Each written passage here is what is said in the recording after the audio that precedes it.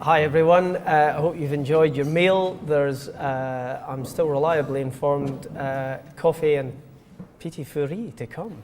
But to keep ourselves on schedule and on time, I'm going to quickly introduce myself.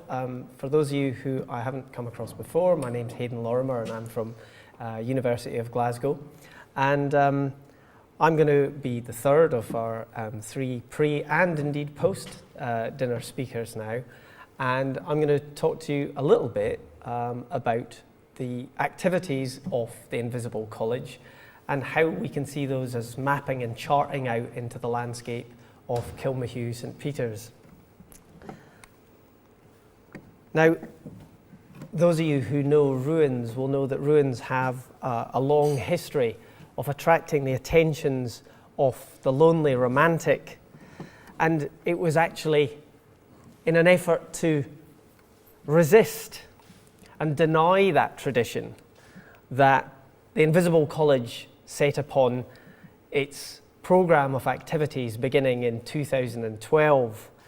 What we wanted to do was try and, if you like, buck a romantic trend and to think about the way in which Kilmahew St Peter's could be a place where sociality was actually to the fore rather than individuality or isolated experience.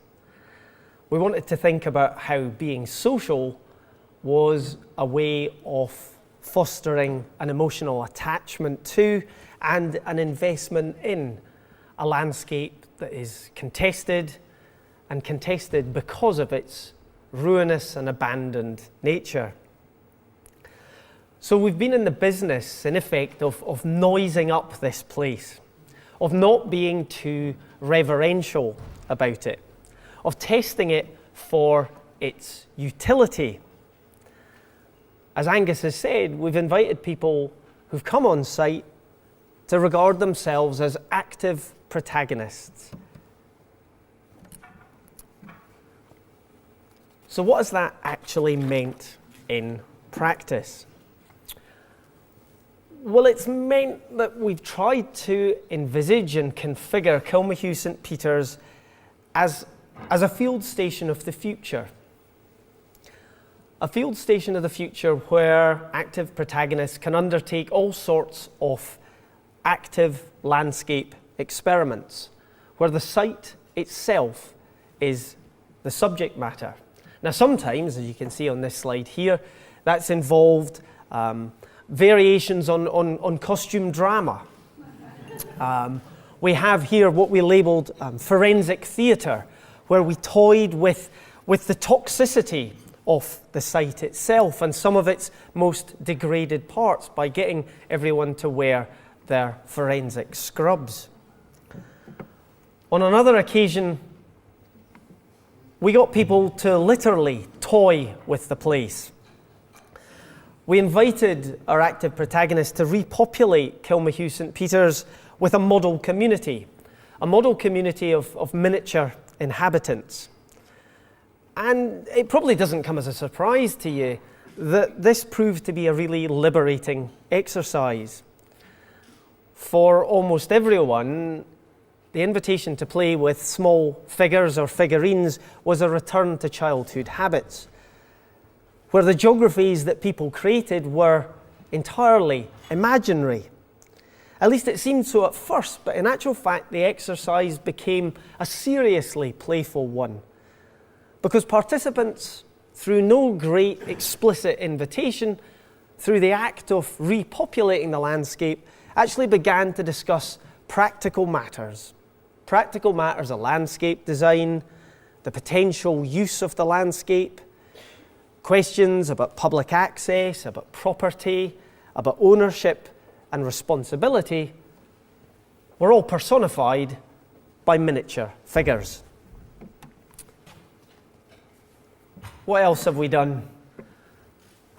Well, for anyone who's visited Kilmahew St Peter's, you'll know that the layers of history there lie several layers deep.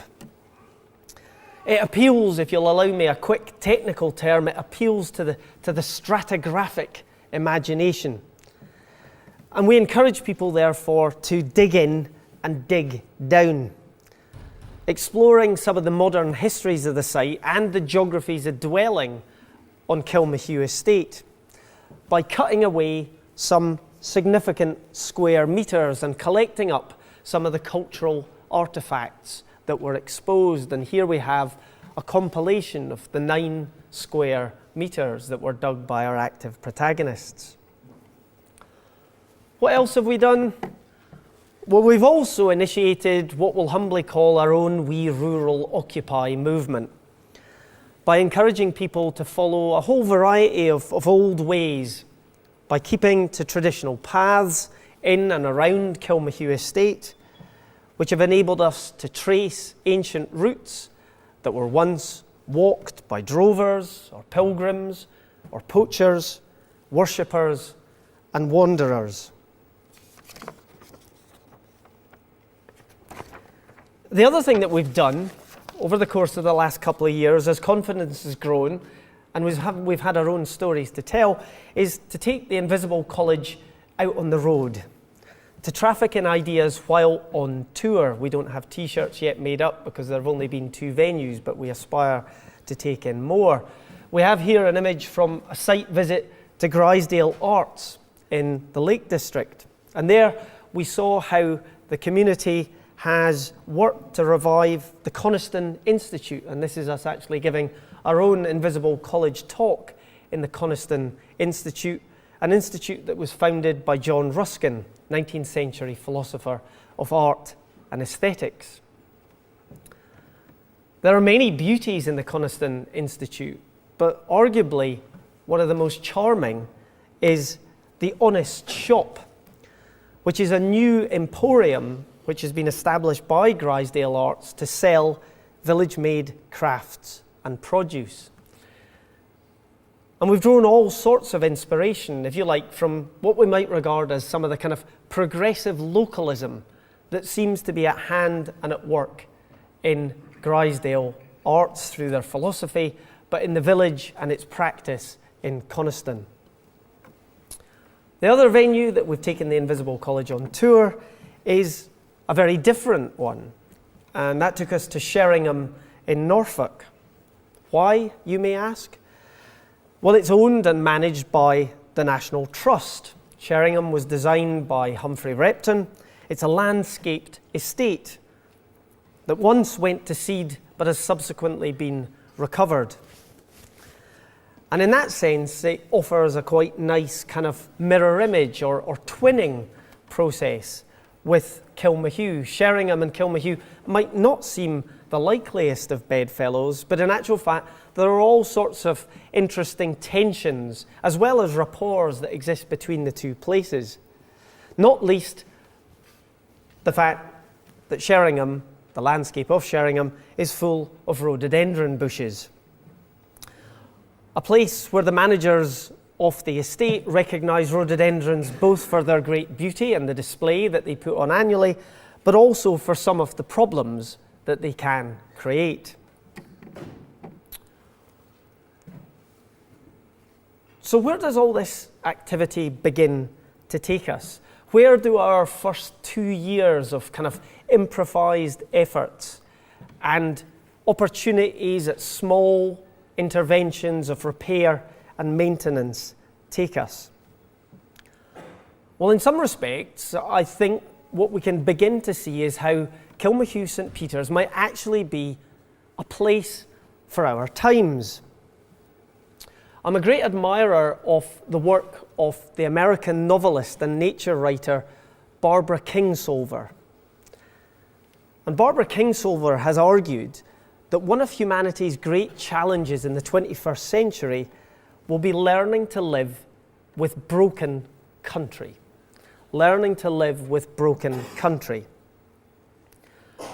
Now, it would be my own observation that we're not short of such terrain in Scotland. But oddly enough, we're a nation which still sees itself as the cradle of wild nature, all pristine and untrammelled. But truth be told, the reinvention of Kilmahew St Peter's suggests a very different model. It would be a model where the attitude that needs to be prevailing is one where landscape and built heritage are understood in respectful terms, but it's also an attitude that needs to be ready to care by accepting that places are always on the way to becoming something else. What does that then represent?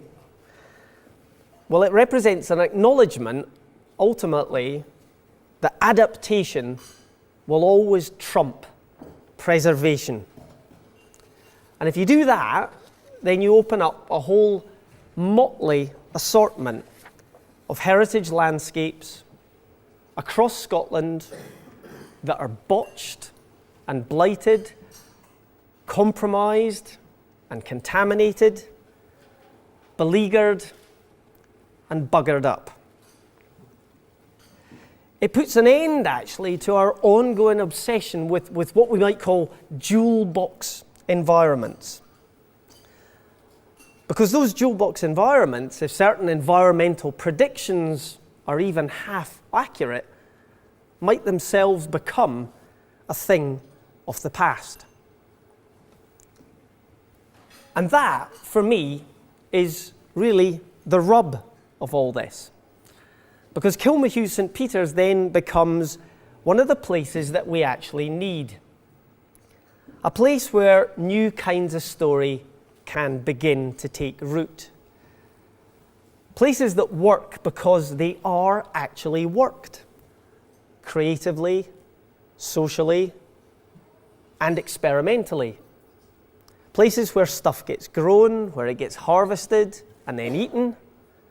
Places where bright ideas sprout from collaborative actions. Places where opposites are entertained, and there's a willingness to try things on the off chance that they might just happen to work. And places where you don't visit expecting to watch what happens, but where you realize that what you choose to do is the thing that's happening. And the best thing about all of that is that you don't actually have to travel very far to find it, because it is, in actual fact, the lost world of the nearby.